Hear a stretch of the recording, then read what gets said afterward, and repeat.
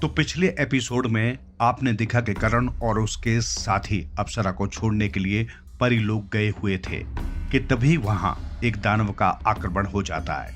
वो आक्रमण किसी और ने नहीं बल्कि परी के ही चचेरे भाई मगन ने करवाया था।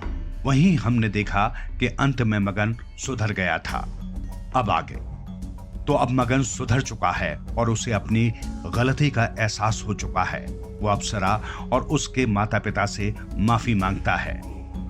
मगन बेटा, तू हमारे बेटे जैसा ही है, इसलिए हमने तुझे माफ किया। हाँ मगन, तुम चिंता मत करो, सब ठीक है। अब हम भी यहाँ से जाना चाहते हैं अप्सरा जी।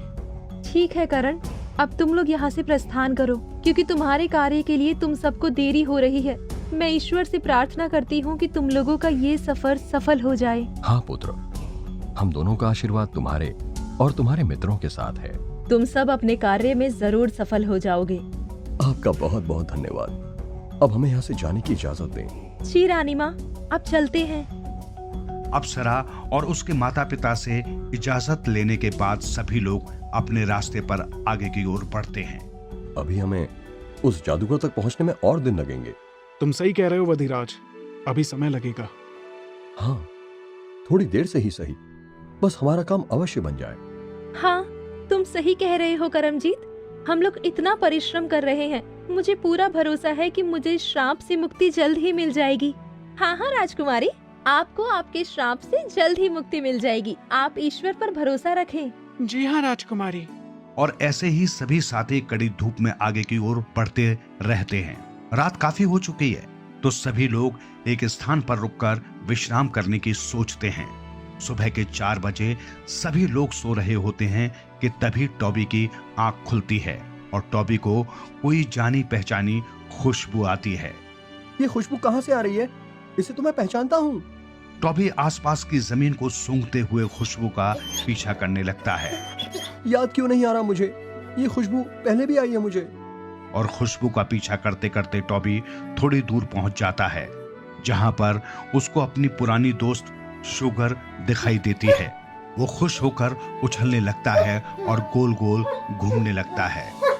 अरे शुगर, तुम यहाँ पर क्या कर रही हो? टॉबी, तुम? शुगर जल्दी से उसकी तरफ भागती हुई उसे गले लगा लेती है, जिससे टॉबी शर्मा जाता है और उसका दिल तेजी से धड़कने लगता है। वैसे तुम यहाँ पर क्या कर रही हो? बताओ तो। वहीं शुगर इतनी खुश थी कि वो उसकी बातों पर ध्यान ही नहीं दे रही थी। अरे टॉबी, लेकिन पहले ये बताओ कि तुम कैसे हो और यहाँ क्यों आए हो तुम? मैं तो बिल्कुल ठीक हूँ और मैं किसी जरूरी कार्य से यहाँ हूँ। मेरे साथी भी हैं मेरे साथ। अच्छा, तुम्हें देखकर बहुत अच्छा लगा मुझे। लेकिन जब तुम वहाँ रहती थी तो मुझे अच्छा लगता था। उस वक्त हम दोनों छोटे थे। हाँ टॉबी, लेकिन मेरे मालिक ने वो जगह छोड़ दी तो मुझे जाना पड़ा। अच्छा, तुम बताकर भी तो नहीं गई थी, अचानक गायब हो गई। दरअसल टॉबी करण के साथ जिस जगह पर रहता है वहीं पर 2 साल पहले शुगर भी रहती थी, लेकिन बाद में वो अपने मालिक के साथ वहाँ से कहीं दूर चली गई थी। तुम यहीं आसपास रहती हो क्या? हाँ टॉबी। दोनों बातें कर रहे थे कि तभी वहाँ पर एक आदमी आता है जो दिखने में काफी हट्टा कट्टा था और उसके हाथ में एक छड़ी थी और एक आंख पर पट्टी लगी हुई थी। ये तो शक्ल से ही लग रहा है कोई बदमाश है। अभी मजा चखाता हूँ इसे। शुगर भी मेरी बहादुरी देखकर खुश हो जाएगी। नहीं टॉबी, ऐसा कुछ मत करना, क्योंकि तुम रुको जरा। तो टॉबी अचानक से उस आदमी के पास जाता है और उस पर हमला करने लगता है। ये देख शुगर घबरा जाती है और उसे रोकती है। अरे नहीं टॉबी, ऐसा मत करो, रुक जाओ। तुम नहीं जानती, शुगर हो सकता है कि ये हमें नुकसान पहुंचाने आया हो। रुक जाओ, मैं कह रही हूँ ना। और टॉबी शुगर की कोई बात नहीं मानता और गुस्से में उस आदमी के पैर में काट लेता है। तभी वो आदमी बहुत गुस्सा हो जाता है। ए ना समझ, तूने जो किया है वो सही नहीं किया और इसलिए तुझे अब श्राप मिलेगा। नहीं नहीं मालिक, ऐसा मत करिए, इसे माफ कर दीजिए। लेकिन वो आदमी अपनी छड़ी घुमाता है जिससे टॉबी की आवाज चली जाती है और तभी वहां पर करण और सभी लोग पहुंच जाते हैं और शुगर उन सभी को सारी बातें बता देती है। अरे ये टॉबी बोल तो रहा है, लेकिन लगता है मेरे कान खराब हो गए हैं। हाँ भाई, मुझे भी कुछ सुनाई नहीं दे रहा है। लव कुश दोनों अपने कानों पर थप्पड़ लगाने लगते हैं। अरे पागलो, उसकी आवाज चली गई है, बस मुंह हिलता दिख रहा है। टॉबी, ये क्या हुआ अचानक? और ये तो शुगर है ना? हाँ करण, दरअसल ये मेरे मालिक हैं। टॉबी ने गलत समझ लिया था और तभी। शुगर पूरी बात बता रही थी कि उसका मालिक बीच में बोल पड़ता है। शुगर चलो, अब बहुत देर हो गई है, चलो यहाँ से। टॉबी के लिए हम आपसे माफी मांगते हैं श्रीमान। लेकिन हम इसे क्षमा नहीं करेंगे, कभी नहीं। लेकिन तभी टॉबी की आंखों से बहुत आंसू निकलने लगते हैं और वो अपनी आंखों से बार बार शुगर के मालिक को मना रहा था। देखिए ना मालिक, इसे अपने किए पर पछतावा है। इस पर बिल्कुल भी ध्यान मत दो शुगर। लेकिन मालिक, उससे गलती हुई है, एक बार तो उसे माफ कर दीजिए, उसकी आवाज उसे वापस दे दीजिए। और शुगर जोर जोर से रोते हुए अपने मालिक से प्रार्थना करने लग जाती है। कृपया आप श्राप की मुक्ति का कोई तरीका तो बताइए श्रीमान। हाँ, हम सब आपसे विनती करते हैं, हमारे दोस्त को माफ कर दीजिए। तो आखिरकार सबके कहने पर उस आदमी को शुगर और टॉबी पर दया आ जाती है। ठीक है, तरीका है। पश्चिम में दूर एक बूढ़ी दादी माँ रहती है, जिन्होंने मुझे जादुई कला सिखाई थी। तब मैं 18 वर्ष का था। मुझे पता है कि उन्हें इसका उपाय जरूर पता होगा।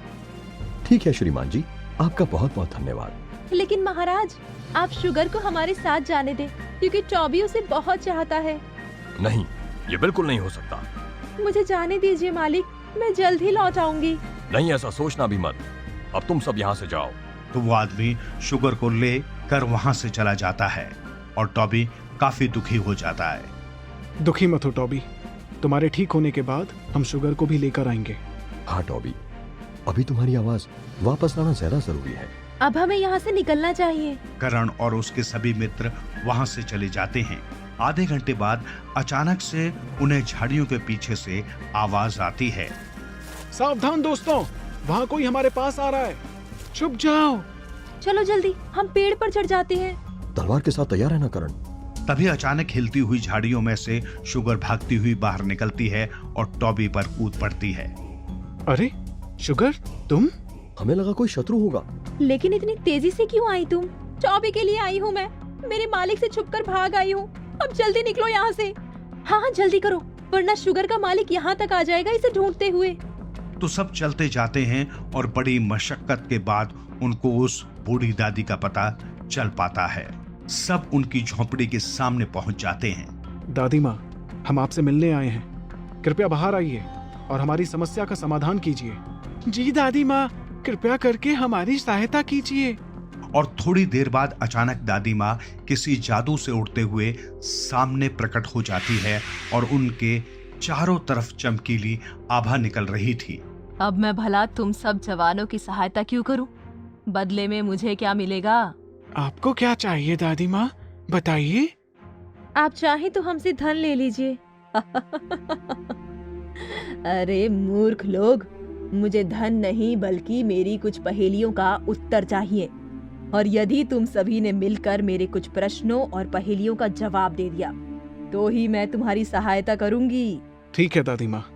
और दादी माँ खुशी के मारे हवा में यहाँ वहां उड़ने लगती है और अपने सवाल पूछना शुरू करती है। एक व्यक्ति जिसका नाम रघुवर है, वो नींद लिए बिना 42 दिनों तक कैसे रहा, जबकि इतने दिनों तक तो बिना सोए कोई भी व्यक्ति नहीं रह सकता? अरे ये कैसा प्रश्न है? हाँ, यही प्रश्न है। चलो बताओ अब। सब काफी सोच में पड़ जाते हैं और उत्तर ढूंढने के लिए काफी सोच विचार करने लगते हैं।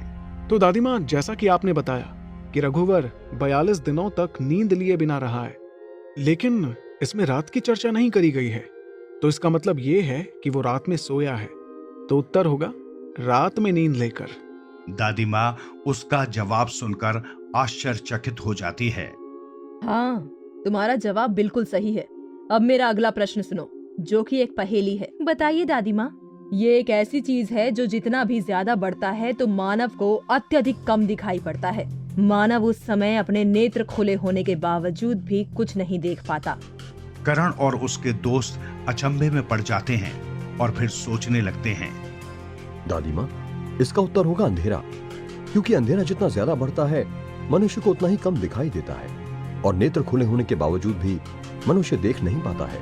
हाँ, मैं भी यही कहने वाला था।